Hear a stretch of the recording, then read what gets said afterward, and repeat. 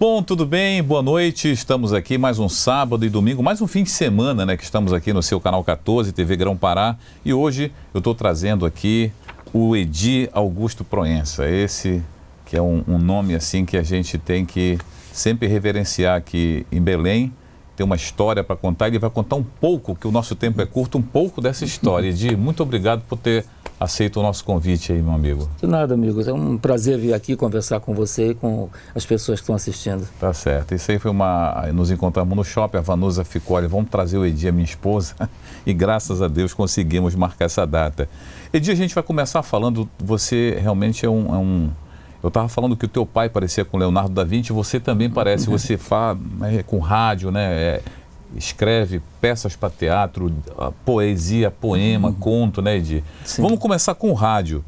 O Edi, a família Proença, né, muita gente, você deve conhecer ou não, né, a gente não sabe, mas vamos falar agora, a família Proença é tradicional, né? Aqui em Belém é uma família voltada muito para a comunicação, desde o avô dele. A gente vai falar agora com o Edi sobre exatamente a questão da comunicação. Como começou o Edi Augusto Proença? Bom, vocês imaginam, nasci num lar que se falava de rádio, jornalismo o tempo todo. Meu pai trabalhava não somente com rádio, mas era também jornalista, assim como meu avô, né, meu avô que fundou a Rádio Clube junto com Heriberto Pedro Santos e Roberto Camelier em 1928. Era uma outra época, outra cidade. Ela foi a primeira de Belém? Foi a primeira e a quarta do Brasil. A quarta do Brasil, sim. E aí, enfim, meu pai depois assumiu... Que hoje é a Rádio Clube. Rádio Clube do Pará. Rádio Clube do Pará. Era PRC5, Rádio Clube do Pará foi um dos primeiros, o PRC5, um dos primeiros prefixos da rádio. Mais tarde, meu pai estava um dia aqui pelo interior e tal, aí perguntou para um caboclo lá, disse, que rádio vocês escutam aqui? Ele disse, só a PRC5. Aí ele disse, tá. Aí pegou e mandou colocar no nome da empresa, Rádio Clube do Pará PRC5. Entende? Colocou, porque mudou o prefixo, as leis da comunicação no Brasil mudaram e tal, mudou o prefixo, mas é conhecida como PRC5, né? Então, antigamente usava-se o prefixo como nome, tipo nos Estados Unidos, Edi? Sim. Muito assim antes, era? Usava-se muito, embora até por conta de aviões, tá entendendo? Que buscavam localização, entende? Questão de rádio, sabe? Sim. Isso era importante. Você imagina numa época em que não havia nada aqui, né? Que era, imagina, os aviões que chegavam aqui no Pará, primeiro que chegava-se só de navio aqui. Sim. Depois, quando veio o avião, os aviões amerrissavam no rio, aqui na frente, anfíbios, tá entendendo? Né? Enfim, essa coisa toda. Esse de avião na nossa praia. Pois é, aí o mundo que corre, meu pai também começou a ser o superintendente da rádio. Ele assumiu a PRC5 quando?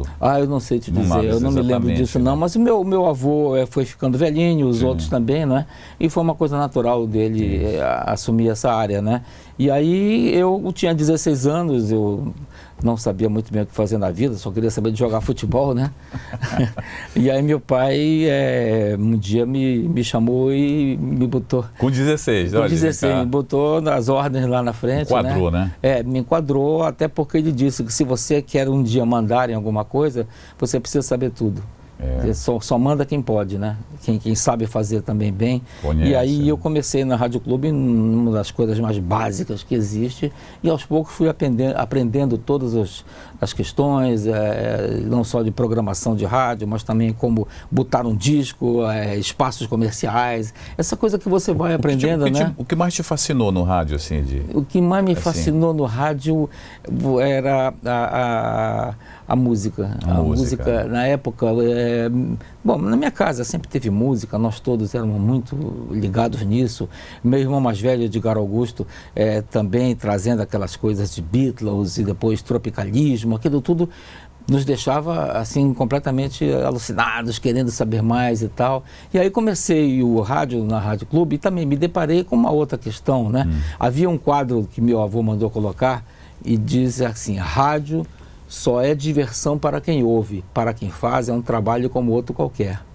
Entende? E aí eu comecei a perceber que eu estava fazendo rádio ali para pessoas escutarem, não para eu escutar, entende? Então eu devia trabalhar em cima do gosto popular, daquilo que as pessoas estavam querendo ouvir. Foi um dos primeiros ensinamentos que eu fiz, que alguém dizia, se você quer escutar só a música, vai para casa, bota lá na sua letrola, né?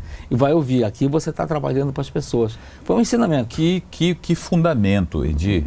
Isso é um fundamento, até hoje é válido. Exatamente. Né? Hoje, inclusive, eu trabalhei com o Edi na Rádio Cidade Morena, depois na passagem para a Rádio Cidade. Grande época. E uma coisa que eu aprendi, né, que tu colocavas sempre, né? Rádio, o cara que mais entende de rádio é o ouvinte, né? Exatamente. Então, a música é para ele, não é para a gente ouvir. Exatamente. Né? Exatamente. E quando a gente trabalha em rádio, a gente tem essa ideia de que essa música já cansou, né, Edi? Porque tu está ouvindo toda hora. Exato, mas aí veja o seguinte, há uma pesquisa, claro, a rádio hoje em dia, sobretudo, é muita pesquisa para saber o gosto. E quantos minutos cada pessoa, na média, escuta de rádio por dia. Então, na época, eu me lembro, era alguma coisa em torno de 1h30 por dia. Quer dizer, você acorda às 6 horas da manhã, liga o rádio, quando for 7h30 da manhã, você desliga e vai trabalhar. Aí já o Nelson Gil liga às 7h30, entende? E só vai desligar. E quando a pessoa liga o rádio, ela quer ouvir as músicas que estão fazendo sucesso, né? Isso. Então, essas músicas têm que tocar, senão não vão satisfazer essa aula é de graça, viu? Mas é verdade. E aí você tem, claro, que entre essas músicas todas, para não ficar uma coisa assim muito enfadonha, você coloca músicas mais antigas, você coloca uma que quer mostrar para as pessoas para ver se elas gostam. Dá uma impactada, tem assim, uma antigona, né? Tem todo, a gente chama de curva de programação, né? Que às vezes ela fica um pouquinho lenta, fica mais rápida, lenta, quer dizer, tem todo um processo. Eu lembro na Rádio Cidade, o Edi, a gente tocava muito na época, né? Anos 80, U2, né? Dire Straits e tudo, aí o Edi metia assim, um Roberto Carlos, a gente dizia, né? Esse Edi tá maluco, rapaz. Mas era aquela do Roberto, né? Era, para dar a suavizada, para encaixar tudo de novo. Um Fábio Júnior ali, eu me rendo e vamos nessa. Exatamente, quer dizer, é o processo. E isso tu foste desde os 16 anos convivendo, quando tu te deparaste, isso aí era uma coisa profissional, né, Edi? Aí Sim. tu começaste a... Sim, eu comecei a perceber, né? Porque você chega lá cheio de ideias, querendo colocar programa de rock and roll e um monte de coisa, né? Quer dizer, isso era AM. AM. Até então. Aí chegou depois com o tempo. Chegou a FM, mas veja só, quando nós tínhamos AM, nós tínhamos um programa sábado à tarde, que era um horário menos requisitado, chamado Sábado Gente Jovem. E até hoje eu encontro pessoas que ouviam esse programa, que ali nós colocávamos essa música mais pop. Aí vocês dava mais um gosto pessoal, ali ficava uma coisa mais livre, né? Exatamente, para fazer. Mas aí veio a FM, né? Com uma... 81. Com uma história muito engraçada também, porque Cidade Morena foi um apelido que meu avô deu a Belém, ele que era um cronista também, né? Então colocamos Rádio Cidade Morena. E você tem alguma obra que refere a Cidade Morena 1, 2 e 3, né? São crônicas da Cidade Morena, né? Eu me apropriei desse nome também, né? É da família, Exato, aí coloquei Crônicas da Cidade Morena. Sim. Entende? Sim. Porque meu avô tinha uma crônica que era Instantâneos da Cidade Morena. Então, Cidade Morena era uma coisa que o teu avô... chamava muito Belém por esse nome e tal. Aí ficamos Rádio Cidade Morena, né? Bem legal. E aí, quando nós começamos a fazer a rádio durante algum tempo, foi muito bom. E aí, de repente, chega um advogado da Rádio Cidade, um advogado do Jornal do Brasil, dizendo que eu era dono desse nome, Rádio Cidade, para o Brasil inteiro, uma multa absurda e tal. Aí nós estamos começando a querer fazer uma rede, aí, vamos fazer então essa rede. Aí foi quando entrou. Entrou somente Rádio Cidade, né? No Sistema Jornal do Brasil. Exatamente. E foi um grande sucesso. Nós tínhamos uma equipe fantástica, que o Nelson Gil fazia parte. Nelson é uma grande figura, um grande locutor, tem inteligência, tato, sabe fazer, sabe dizer as coisas. Porque o rádio, a melodia da voz, você sabe, hoje você tem Spotify, você tem várias coisas, você escuta só o que quer e tal, mas a magia do rádio não é somente estar tocando música, a magia do rádio é aquela coisa que o locutor anuncia, depois coloca um anúncio bacana e anuncia de novo, tem todo um jogo de melodias aí. É como se fosse uma música, não é? Exato. Ela tem toda uma história, né, que vai sendo contada, né, Edi? E muitas vezes, se você está ouvindo uma fita, na terceira vez você já sabe qual a música que vem em seguida. No rádio você não sabe, né? Quer dizer, tem todo um mistério, né? Nós tínhamos uma equipe fantástica, maravilhosa. Foi um grande tempo, o grande tempo da Rádio Cidade, né? Foi. Mas aí chegou o momento, circunstâncias de época, o próprio rádio muda, né? O rádio muda, é uma mídia muito competitiva, né? E aí nós passamos a ser Jovem Pan, né? Pegando já de São Paulo, né? E foi bastante interessante, porque nós temos uma ligação até normal com o Rio de Janeiro, digamos, a moda vinha do Rio de Janeiro, né? Verdade. E aí vem o pessoal de São Paulo com algumas gírias, resenha, por exemplo, era uma coisa que a gente usava para outra coisa. Verdade, né? E várias outras questões que eles colocavam, que hoje em dia se usa. Balada, por exemplo, era uma balada era uma música para nós, né? No máximo uma de baladeira, né? Uma balada, o cara levou uma balada, né? De baladeira. Mas foi também muito bom, uma equipe fantástica, nós fomos muito felizes, sabe, com isso tudo. Durante algum tempo nós fomos considerados, imagine, a segunda melhor Jovem Pan do Brasil. Entende? Só perdendo para São Paulo. Depois de São Paulo. Que é onde é a matriz. E né? foi excelente, mas você sabe, né? O próprio nome está dizendo, Jovem Pan, você precisa ser muito jovem para dar conta disso tudo, para ter na cabeça. Nós sempre trabalhamos com gente muito jovem, porque era exatamente deles que vinha toda essa animação para nós fazermos as coisas todas, não é? Mas chega uma época que você cansa um pouquinho, e o rádio também está começando a se voltar para a questão da imagem. Hoje a tecnologia ampliou muito essa questão, não é? Verdade. Essa coisa do streaming também. A própria Jovem Pan é um exemplo, A Jovem Pan é um exemplo que está lançando um canal de programa, né? Exatamente, entende? Quer dizer, tudo isso está mudando um pouco, e aí chega uma hora que você diz, ok, eu vou descer. Opa, valeu. Vou descer do bonde, foi muito bom, né? E vou, porque tem outras coisas que a gente gosta de fazer, né? É verdade. E aí você... Mas nesse caminho todo, eu fundei a Rádio Cultura Onda Tropical em Marituba, em 1976, eu acho, mais ou menos, não tenho muita certeza. Depois eu fundei a Rádio Belém FM, que era do grupo RBA. Sim, já lá, quando eu estava lá nessa época, né? A gente chegou a trabalhar junto lá também. Era Belém FM. Montei a Jovem Pan também, sabe? Acho que foi isso, né? Que foi que mais eu montei de rádio. Tá bom, né? Ali na Clube, você quando foi para aquele prédio ali do Chaco? Foi. Ali ela tinha sido vendida já. Já, né? Tinha sido vendida. Na época, hoje em dia você tem uma rádio AM, ou você tem pretensões políticas, tá entendendo? Ou você tem vários outros órgãos de comunicação que um dá apoio para o outro. Sim. Porque ainda é uma rádio, embora esteja em processo de mudança também, tá agora até para FM, migração, né? Que requer um número grande de pessoas trabalhando, o pessoal no transmissor, o pessoal na antena. É muito caro. É muito grande, fica muito caro. E tem uma coisa, Nelson, tudo isso que nós fizemos, eu e meu irmão, eu e o Janjo Proença. Você e o Janjo Proença e também uma força do Edgar ali na parte mais... embora o Edgar tenha depois se afastado. Depois saiu, né? Para a área da cultura. Sim. Não é? Então eu e o Janjo... Mas tu e o Janjo. Né? Nós não... As outras emissoras todas tinham rádio, jornal, televisão, e nós só tínhamos uma rádio, entende? Nós lutamos muito, né? Foi muito difícil, convencimento, pesquisa, trabalho, né? Mas é interessante, Edi, quando existia a Rádio Cidade, pensava-se que era um complexo, né? Porque quando tinha um evento, né? Aquele negócio ali, milhares de pessoas. Como é que esse povo movimenta? Né? A rádio, ela é grande para fora.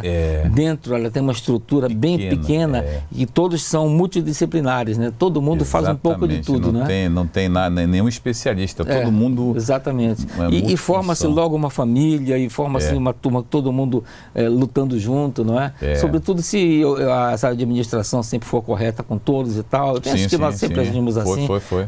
É uma coisa ali à frente era você, né? O Jones, né? O Jones Tavares, na parte comercial, né? Naquela época. Grande Jones. O Janjo era super enxuto ali, enxuto, né? Totalmente. Alguém no porque você vê, o Janjo, até pouco tempo que ele também saiu, ele tinha um programa dele de tarde, na Jovem Pan. Na Jovem Pan, o Sequência Máxima, né? Depois teve a Festa da Cidade. O nome Festa da Cidade, ele foi para a Jovem Pan, né? Foi para a Jovem Pan. E saiu daqui esse nome, não foi? Saiu daqui esse nome. Para a Rede Cidade, na época, exatamente. Né? Era Janjo Tarrica. Eu lembro. Que fazia uma turma bacana. Aí depois, foi o teu filho ou foi o filho dele que andou pelo programa também? Não, DJ? Sim, o meu filho. Foi teu filho, meu mais velho, o teu mais velho. O Felipe. O Felipe é DJ também, tá aí tocando. Também tá. Tá tocando e tal. O outro também. O outro trabalha na área de cultura, de administração, né? Certo. Bom, vamos lá, a gente está com tempo, o Yuri já está dando ok, e na sequência a gente vai falar agora de um outro lado, uma outra vertente aí dessa gama de atividade, né, de conhecimento, de cultura que o Edi tem. A gente vem já falando de contos, vamos falar de livro, romance, vai ser muito bom depois do intervalo aqui no nosso Bem Família.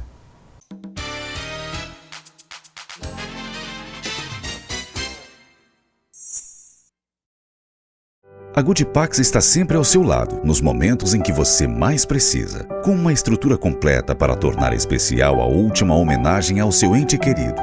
São 8 planos funerários de acordo com o seu orçamento.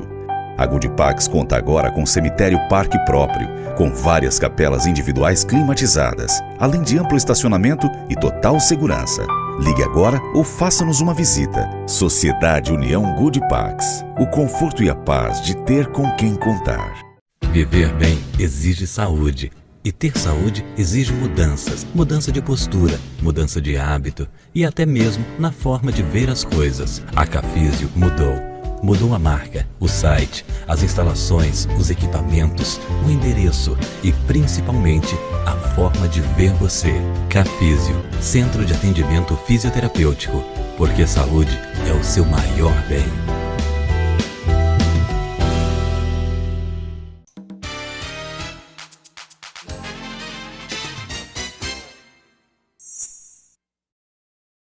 Estamos de volta aqui no nosso Bem Família, conversando com Edi Augusto Proença. Ele está aqui comigo. Ele é jornalista mesmo, formado pela UFPA, né, Edi? Exatamente. Formei em jornalismo e depois fui professor também, por algum pouco tempo lá do curso de jornalismo. Sim, sim. Poxa, que bom. Então, está aqui o Edi Augusto e também do rádio, né? A família toda, desde o avô, foram proprietários da primeira rádio aqui de Belém do Pará, uma das 4, a 4ª rádio do Brasil, e hoje é a Rádio Clube, né, que inclusive faz parte aí do grupo RBA. E o Edi está aqui comigo, a gente vai falar agora dos seus contos, né, da caneta, da pena. Vamos falar da sua literatura, né, Edi? Como foi que começou isso? Começou simultâneo aí ao rádio? Como foi que você descobriu essa verve aí?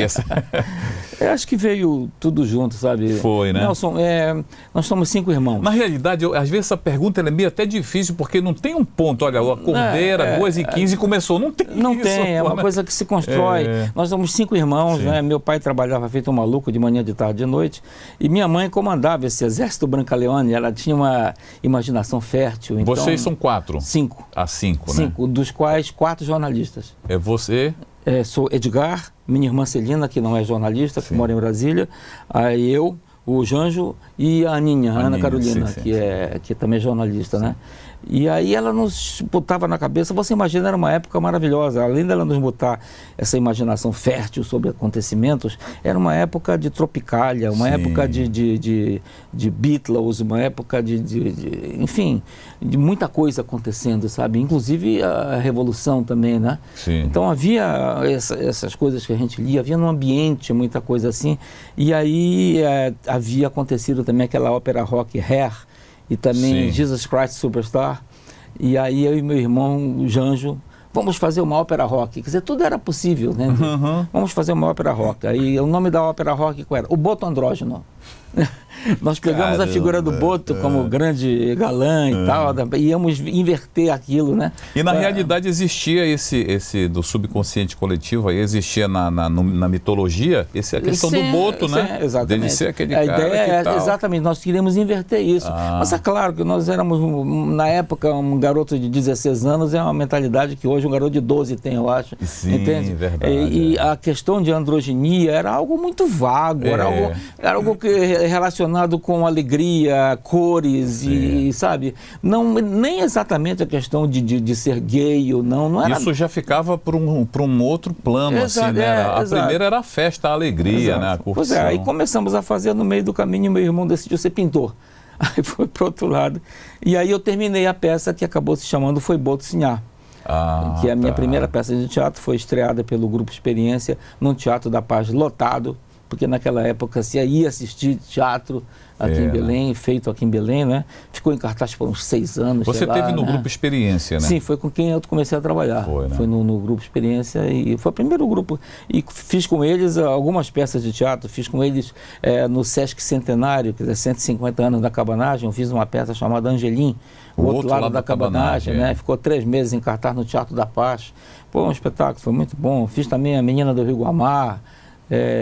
Aí comecei, Dom Chicote e Mula Manca. Aí eu comecei a fazer música. A música, né? Comecei a fazer música para algumas peças. Dom Chicote e Mula Manca, A Terra é Azul, Quem Te Fez Saber que Estava Nu, A Mulher Sem Pecado, que é do Nelson Rodrigues, sabe? Sim. Comecei a fazer música também. Quer dizer, do teatro você acaba fazendo tudo. Você começa a se envolver com aquilo, né? E tem as necessidades e você precisa, eu faço. E vai fazendo. Tive sorte, ganhei alguns prêmios de como melhor trilha sonora, sabe? Muito interessante, né? Mais interessante ainda porque eu não toco nenhum instrumento, entende? Pois é. Pois é, e, enfim, eu faço... Você também aqui tem, que você adaptou Hamlet. Sim, adaptei Hamlet junto com o Cacá Carvalho, que é um dos grandes nomes do Brasil ainda, como ator, né? Diretor também, e nós temos muita sorte do Cacá. Na época ele estava lidando com Grotowski, que é um grande nome polonês do teatro, na Itália, em Pontedera, um centro de experimentação. Mas foi assim, dentro dessa sua, da transpiração mesmo assim, de viver isso, ou você curte mesmo Shakespeare, assim, você? Não, vamos transpirar para fazer Hamlet, porque a grande pergunta que o Cacá Carvalho fez foi: por que Hamlet na Amazônia? Entende? Bom, primeiro a questão acima de tudo, que o teatro trata de questões mundiais, digamos, né? No caso Hamlet, o irmão que matou o pai e ocupou o lugar, mentiras que havia, tudo isso é uma coisa que acontece em qualquer lugar. Aí, como fazer o ambiente de Hamlet? Nós fomos atrás do Marambiré, que é ali perto de Santarém, Alenquer, se eu não me engano, não estou bem certo disso. Eu acho que é Alenquer ou Monte Alegre, mas acho que é Alenquer. Pois é, e o Marambiré, que é essa uma manifestação do tempo dos escravos, tem reis e rainhas. Então fomos buscar lá isso e fomos fazendo o vestuário, o figurino todo com redes, essas redes que vendem para dormir, né? De pescar ou rede mesmo? De dormir. De dormir, porque aí ficou assim, Hamlet, um extrato de nós. Mas nós, pessoas, e nós também. Da rede. Os nós da rede. Também, tá entendendo? E aí tivemos um trabalho grande, né? Tivemos umas 3 versões. Eu me lembro que uma delas a gente colocava o palavreado paraense no lugar, tá entendendo? Era uma tentativa, então. Mas não funcionou, não teve o mesmo impacto, sabe? Aí voltamos e tal. Foi um trabalho duro, mas ficou lindo. Espetáculo maravilhoso. Puxa vida. E você falou em prêmios, Edi, inclusive você tem alguns prêmios assim que você ganhou aqui, eu estava dando uma olhada, internacionais. Sim. Você tem inclusive obras que foram editadas na França, né? Na Inglaterra. Aí já vem um outro lado, que é o lado da escrever em livros, né? Sim. Houve um momento na minha vida que eu comecei no Rio e São Paulo. Esse prêmio de Lyon aqui, como é que chama ele? Como é daquele... É como se fosse camaleão, né, eu acho. Cameleão. Cameleão, né? Cameleão. É o cameleão. Eu comecei a escrever poesia. Melhor romance em língua estrangeira. Eu comecei a escrever em poesia, né? Depois lancei algumas crônicas, um livro de teatro. E aí eu tinha um livro, o meu irmão Edgar Augusto chegou comigo, ele era da Rádio Cultura, e disse: olha, o pessoal está querendo fazer voltar a radionovela, o que tu achas? Tens alguma ideia disso? Aí eu fiquei pensando, sabe, isso há 20 e poucos anos atrás, tá entendendo? Sim. Aí eu disse para ele: cara, no nosso mundo que nós temos hoje, de tantos barulhos, né? Pim, pum, pam, pam, a gente escuta o tempo todo. Aqui a gente ouviu agora, Ian. Exatamente. Por exemplo, né? Acho que devemos começar com um som. Entende? E o som, qual seria? Recados numa secretária eletrônica que usavam na época muito, né? Uma pessoa foi morta e a pista é os recados que estão na secretária. Aí eu pensei, falei com ele disse: pode ser e tal, mas não aconteceu nada. Mas aí eu comecei a escrever um livro que se chamou Os Éguas, Os Éguas, que é meu primeiro romance. É engraçado, porque quando saiu... Tem um chamado Psica também, né? Sim, a Livraria Cultura, que é uma poderosa livraria de São Paulo, ligou para a minha editora: parem tudo, está tudo errado. Então o erro aqui é As Éguas, né? Não é Os Éguas, né? Não, deixa os Éguas mesmo. A gente sabe por que é, né? Os Éguas, né? E aí foi lançando essa minha editora, uma editora paulista, cuja dona é Ivana Jenkins, que é filha do seu Jenkins, tá entendendo? A família toda devotada a essa área de literatura, né? E ela apostou em mim, conseguiu lançando os livros. Existe uma feira em Frankfurt, onde são feitos negócios de vendas de direitos e tal, né? E aí eu vendi um livro para a Inglaterra, entendendo, que é o Casa de Caba, que o nome ficou Hornet's Nest. Mas não aconteceu muita coisa não, sabe? E aí no ano seguinte foi vendido para uma editora chamada Asphalt, de duas meninas bem jovens, sabe? Muito bacanas. E elas compraram logo meus 2 primeiros livros, aí lançaram os 2 primeiros livros, sendo que o Zéguas lá se chamou Belém, porque não conseguiram traduzir. Não tinha, né, os Éguas. O outro foi Moscou. E aí uma universidade, Jean Moulin, em Lyon, que é a segunda maior cidade da França, ela decidiu, a cada ano, ela escolhe 4 ou 5, não estou me lembrando certo, autores de um país cujos livros tenham sido traduzidos para a França. E durante 3 meses eles todos leem e discutem esses livros. E eu ganhei. Eu ganhei. Os meus concorrentes eram bem conhecidos aqui no Brasil, eu ainda não era conhecido aqui no Brasil.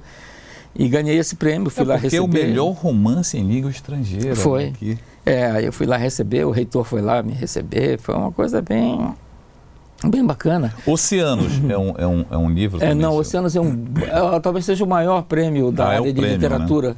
No Brasil. Ah, sim, está aqui o prêmio, da APC e Oceano 2015. A APCA é a Associação Paulista de Críticos de Arte, também tem um prêmio. Eu fui finalista com o meu último livro, Psica, fui finalista nesses dois concursos importantes também, né? Mas aí quando eu fiz sucesso na França, eu estava lançando o Psica, aí todo mundo no Rio e São Paulo, o cara fez sucesso na França, vai ver que é bom. Aí as pessoas começaram a se interessar, aí começaram a me dar página de jornal, eu estava falando, eu digo, tem que fazer lá fora primeiro o sucesso, para depois pegar aqui, né? Fora, né? E aqui mesmo, em Belém, meus livros começaram a ser mais consumidos, a verdade é essa, depois desse sucesso. E aproveitando esse gancho, Edi, a gente encontra os teus livros aonde? Bom, os livros são encontrados na Fox. Houve algum fora tempo, a França. Fora a França, né? Você encontra na FINAC lá também. Mas você tem uma livraria chamada Fox, Leitura. A Fox é ali na Doutor Freitas, na Doutor Moraes. Então, tem a Leitura, que é uma cadeia de livros que fica ali no pátio, Belém, que já vendeu o livro meu, mas acho que não tem mais. A Saraiva vendeu só quando fez sucesso, foi lançado, vendeu, acabou, ela nem sabe do que se trata. A Fox não. A Fox é uma livraria paraense, né, de pessoas que sabem. Como é o nome do proprietário? Tem a Débora Miranda, né? Né? Débora Miranda que está à frente disso, nessa área. E aí, todos os meus livros estão à venda lá, e de vários outros autores paraenses que são difíceis de encontrar em outros lugares. Você falou de um evento que vai haver na Fox? Sim, neste sábado e domingo nós fazemos a Flipa, a Feira Literária do Pará. Ela já tem, acho que é a 6ª vez que nós fazemos, né? E o dia todo do sábado? 2 dias inteiros domingo, em que só vendemos livros paraenses. Como o nosso programa está no sábado, inclusive, que beleza. O dia e o domingo também, né? É um convite. Nesse ano nós estamos homenageando o Rui Barata, aquele grande poeta e letrista paraense, que fará 100 anos agora no que vem. Então haverá gente falando sobre o Rui. Fafá de Belém vai falar sobre a música do Rui Barata, por exemplo. O Edgar Augusto vai falar sobre o Rui Barata Boêmio. O Tito Barata vai falar sobre o Rui. Enfim, tá entendendo? Várias pessoas vão falar detalhes sobre a vida do Rui Barata. Há também, no domingo, sobretudo, mesas redondas falando sobre literatura juvenil e literatura feminina, as mulheres assumindo o controle dessa coisa toda e tal, né? São 2 dias maravilhosos para encontrar com autores paraenses, conversar com eles, encontrar livros. Você não precisa nem falar com o autor, não, eu quero saber, quero só o livro e tal, né? E tem sido, é a 6ª vez, tem sido assim uma coisa maravilhosa para nos dar visibilidade, entende? Porque é uma coisa ainda difícil que nós temos, né? Nós temos agora um novo governo aí, que através da Úrsula da Úrsula Vidal está tomando... Para ser cult, né? Belas iniciativas. Um abraço aí para a Úrsula. Um abraço para a Úrsula. Eu estive não somente na Feira do Livro, você como falou que teve em Parauapebas. Em Parauapebas também, muito bacana conversar com as pessoas lá, conversar com escritores. Muito bom. Há vários escritores de lá. Eles têm até Academia de Letras de Parauapebas e nas cidades vizinhas também. O que a gente precisa de, como a Secult começou a fazer, esse tipo de incentivo, até para que se abra lá uma livraria, por exemplo, né? Para as pessoas poderem consumir, né, os livros, né? E, sobretudo, consumir livros também de autores paraenses, dando o alcance do Pará, que é distante, né? Para lá se vai de jato, ou então pega uma estrada longa aí, né? Se dá o quê? 800 quilômetros ali, não dá? Por aí, deve dar umas 8, 10 horas de viagem, né? Entende? Quer dizer, um bocado. Eu fui de jato, graças a Deus. E, bom, mas foi muito bom e eu sei que está havendo ações em Marabá, haverá ação agora em Santarém também, nessa área de livros, o que é uma iniciativa maravilhosa, que nós estamos atrasados 20 anos, que infelizmente no governo passado não... Lá em Parauapebas o poder aquisitivo é até razoável, né, Edi? Muito eu acho razoável. Que seria que uma livraria ele seria de boa. Muito razoável, uma cidade muito pujante, muita gente fazendo e ganhando Canaã dinheiro, dos Carajás, ali por perto tudo ali também, por perto, né? Exatamente, é impressionante. E é Pará, embora eles eles precisam sentir mais pertencimento, né? Isso. E acho que a cultura ela tem esse poder, perfeita, né? Tem esse poder. É verdade. E a gente está aqui conversando com o Edi Augusto Proença, falando sobre essa montanha de cultura, de sabedoria, né? E está dividindo um pouco com a gente aqui. Falamos do rádio, falamos agora de livros, de contos que ele fez, escreveu peças também. Tenho 3 vendidos para o cinema. Sim, tanto, você me falou que está trabalhando, tem um que está saindo. O Psica foi comprado pelo Fernando Meirelles, aquele grande diretor de cinema que fez Cidade de Deus, né? O Casa de Caba também foi vendido, não me lembro o nome da empresa agora, e também o Selva Concreta para virar uma série de televisão. Mas o cinema tem outros prazos. A série de televisão é o que seria? Essas séries que passam... Netflix tipo isso, tipo isso, né? Com alguns capítulos e tal, né? Sim. Bom, mas tem já quem se interessou, assim, onde poderá? Não, há 3 pessoas que foram comprados direitos de preferência da obra. Você compra o direito de eu não vender para mais ninguém durante Fica lá, o número até X eu me preparar para montar, né? Durante um tempo determinado, né? Se não conseguir, eu estou livre para vender para outro, entendendo? O cinema está passando por um momento delicado nessa área administrativa. Ancine, o governo federal tem suas ideias, enfim, está havendo um debate aí e o próprio cinema em si, ele está agora também, como a gente estava falando do rádio ainda há pouco, o streaming também está entrando nessa área. O streaming está entrando muito forte nessa área, está amedrontando inclusive as grandes redes. Você vê a própria Globo aí está lançando o Globoplay e apostando para sobreviver, né? E aí eu não sei quanto tempo vai durar com o streaming aí, né? Porque se acaba essa coisa de eu vou ficar sentado na cadeira porque eu sei que daqui a meia hora vai começar o Jornal Nacional, depois vai começar isso. Até quando vai ser isso? Hoje em dia o que o streaming propõe? Eu assisto quando eu quiser. Isso, né? a hora que você quiser. Eu estou com o smartphone. Exatamente, né? E se é um problema para a Rede Globo, você imagina para as afiliadas. Exatamente. Tá entendendo? Quer dizer, elas vão ter que se reinventar, né? Se reinventar, né? Quer dizer, estamos passando por E hoje em dia a revolução tecnológica, ela tem uma velocidade absurda, tá entendendo? Quer dizer, você acorda e mudou tudo, né? Tem que se readaptar, não é para fazer, eu não sei não. Eu acredito muito ainda no livro, sabe? Acredito porque, veja bem, quando eu vou para o cinema, eu assisto aquilo que o diretor quer que eu assista. É assim, aqui, e essa história é essa, olha aí e te diverte, né? Mas quando eu leio um livro, entende? O cinema, quem faz sou eu, meu filme. Muitas pessoas dizem para mim, o seu livro parece um roteiro de cinema e tal, parece dar um filme. Eu digo, não dá não, o filme é seu. Porque você colocou essa coleção de imagens, você fez os personagens, né? Eu só te dirigi na brincadeira, né? Quer dizer, o filme tem essa coisa toda, né? E o livro... Era como o Chaplin fazia filme, né? Exatamente.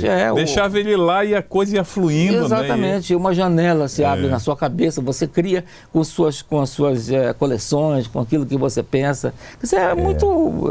Essa área é muito interessante. Você assistiu agora o Joker? Não, ainda não fui assistir, tem uma certa... Que é bom, hein? Me falaram, né? Não, muito bem, me falaram muito bem. Sobretudo porque também nós estamos vivendo um tempo complicado em termos de educação e cultura. Eu tenho a impressão muitas vezes que nós nos infantilizamos. Se você reparar bem, nós quando éramos mais jovens, nós assistíamos o Thor, assistíamos o Capitão América, o Super-Homem. Por quê? Porque eram heróis da nossa pré-adolescência, né? Onde era possível acreditar que o homem voa, ou que o outro fazia isso. E hoje em dia os grandes blockbusters são Homem-Aranha, não sei o quê. Bom, mas peraí, como assim? Ninguém tem mais essa idade, impressionante. Não é? Aí você vai escutar música e a música hoje voltou, reduziu. Eu ia perguntar para você. A música retornou a um nível de atirei o pau no gato. Entende? Porque você cria uma batida meramente dançante, né? E ali você vai colocando com ruídos e a sua voz passando por esse ou aquele efeito e vai cantando atirei o pau no gato, quer dizer, que tem uma profundidade de uma poça d'água, né? Agora me diz uma coisa, vou aproveitar esse gancho e perguntar para você o seguinte, o que você acha, por exemplo, nós tivemos a Tropicália e tudo bem, mas nós temos os personagens e as personalidades. O que aconteceu com elas? Chico, Caetano, o que tu acha? O que aconteceu foi que nós temos um problema muito sério de educação e cultura nos últimos 30 anos, eu diria. E temos hoje em dia uma geração que não lê, não ouve, e uma geração, digamos, aí você vai vai para cá, Pará, tá? O subúrbio, né? O garoto, ele não sabe falar inglês, ele não sabe nada, mas ele tem acesso à internet. E ele compra um programa de computador, de música, e aí ele começa a botar bem ali, e aí ele começa a inventar. Então virou a vitória do não músico, entende? Quer dizer, eu não sei tocar nada, eu não sei cantar, mas eu vou conseguir fazer essa aqui. Eu crio um instrumental com base em teclados, né? E depois eu coloco em cima atirei o pau no gato, entende? Com ritmo e tal. E o Chico Buarque que se exploda, tá entendendo? E acho também... Porque o público aí a gravadora vai investir nesse rapaz. Garoto, e o que é pior, tá entendendo? A audiência, quer dizer, rápido, as pessoas estão captando isso, tá entendendo? Porque as pessoas também estão com pouca educação e a riqueza da língua portuguesa foi para Beleléu. Se você reparar bem, nós tínhamos um tempo, antes do Chico Buarque, nós tínhamos um tipo de música que era mais sentimentalóide, serestas e tal. Aí você chega a Tropicália, chega o Chico Buarque, eles atingem um nível de profundidade de letra, de riqueza, a bossa nova, de riqueza da língua portuguesa fantástica. Aí você chega nos 80, você tem um rock and roll que muda, tira um pouco dessa riqueza, mas vem com outras imagens interessantes. Muito, a partir dos anos 90, você começa a ter um decréscimo, tá entendendo? De letra, e nós ficamos hoje na base, não, porque meu bem me traiu, ou porque vem pra cá que eu vou fazer nheco-nheco, quer dizer que são coisas muito superficiais, com uma profundidade, como eu te digo, de uma poça d'água, entende? Quer dizer, vamos cantar Tirei o Pau no Gato e vamos dançar. É muito mais simples, a gente vai dançar. Muito mais simples, né? Quer dizer, mas são momentos, eu penso que eu acredito também a cultura popular é algo que ela é muito móvel, e eu penso que em algum momento isso pode mudar, né? É só isso que eu te falei agora, talvez seja um retrato de época, um recorte. Isso. E é isso mesmo. Como foi anos 80, né? Que foi um ápice assim, exatamente, musical, que mudou completamente. Mundial, né? Aí depois... Exato. Quer dizer, tudo é muito mutante nessa área, né? É verdade. Edi, o nosso irmão já está ali. Peraí, Yuri. Muito obrigado. Rapaz, a gente ficaria aqui conversando, Edi. Poxa, eu estou muito feliz porque é um registro que a gente está fazendo, né? A gente fica muito feliz de durante esse nosso programa, a gente ter trazido você aqui para falar um pouco desse cabedal aí, desse... Meu Deus, assim, desse monte de informação, de cultura, que a gente precisa, né? E vamos marcar um outro dia, assim, para falar de outras coisas também, porque é muito bom a gente conversar sobre isso, né? Como a gente estava conversando, num mundo que a gente precisa sair um pouco do WhatsApp, né? A gente precisa conversar pessoalmente, né, Edir? Exatamente, né? Falar pessoalmente, essa conversa frente a frente é sempre mais enriquecedora, Com certeza. Mas olha, eu que te agradeço, Nelson, foi muito legal estar aqui contigo. Nelson é um velho companheiro de grandes momentos em rádio, nosso grande goleiro. Ainda tem o do futsal. Do futsal. E uns troféus aí, né? Troféus e tal. Mas é um grande locutor, tá entendendo? Uma pessoa fantástica, inteligente. Obrigado, e foi um irmão. prazer imenso estar aqui contigo, Nelson. Pode crer. Um abraço em todos aí também, no Janjo, né? Isso. Ver se eu ainda consigo trazer o Janjo ou então o Edgar por aqui também, para a gente trazer um pouco dessa família, enriquecer um pouco da cultura musical e enfim, teatral enfim. Edi, a gente vai ficando por aqui, muito obrigado. Eu espero que tu tenha sucesso mais ainda, né? Que você, na tua vida literária, né? E que vem por aí, que realmente essas séries consigam se concretizar, que a gente possa se deleitar aí nas telas aí dos streams pela vida. Um abraço, Deus te abençoe para a família, para todo mundo. Foi ótimo. Olha, gente, a gente vai ficando por aqui. No próximo sábado ainda temos aí uma mensagem, temos as dicas também com a Júlia, as dicas de cinema, de filmes para você. E nos encontramos no próximo sábado e no próximo domingo também, trazendo muito mais para você, informação sempre, assuntos que enriquecem e edificam a família paraense. Tá bom? Beijo no coração, hein? A gente volta já já.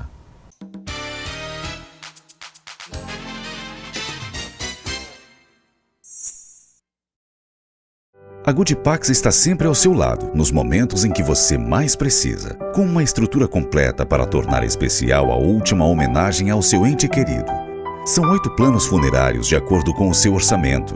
A Goodipax conta agora com cemitério parque próprio, com várias capelas individuais climatizadas, além de amplo estacionamento e total segurança. Ligue agora ou faça-nos uma visita. Sociedade União Goodipax. O conforto e a paz de ter com quem contar. Viver bem exige saúde. E ter saúde exige mudanças. Mudança de postura, mudança de hábito e até mesmo na forma de ver as coisas. A Cafísio mudou. Mudou a marca, o site, as instalações, os equipamentos, o endereço e principalmente a forma de ver você. Cafísio, Centro de Atendimento Fisioterapêutico. Porque saúde é o seu maior bem.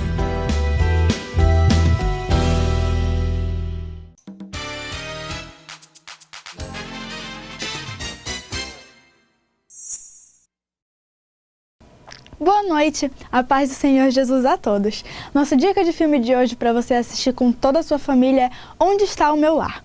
Os pais de Wênia se separaram quando ela tinha 2 anos e depois disso ela foi morar com o pai e a madrasta. A madrasta não suportava ela e sempre discutia com o pai por causa da menina. Ele teve que escolher, então ele mandou Wênia para a casa da mãe. Mas ela estava extremamente focada na administração do seu negócio e não teve tempo para cuidar da menina. A partir daí, Wênia começou a viver uma triste realidade de abandono. É um filme emocionante e ganhador de vários prêmios. Ele é reflexivo sobre a responsabilidade e o amor que os pais devem ter com seus filhos. Você pode assistir o filme Onde Está o Meu Lar na Netflix ou no YouTube. Na semana que vem eu volto com mais dicas bem legais para você. Até o nosso próximo Bem Família, aqui no seu canal 14, TV Grão Pará. Tchau!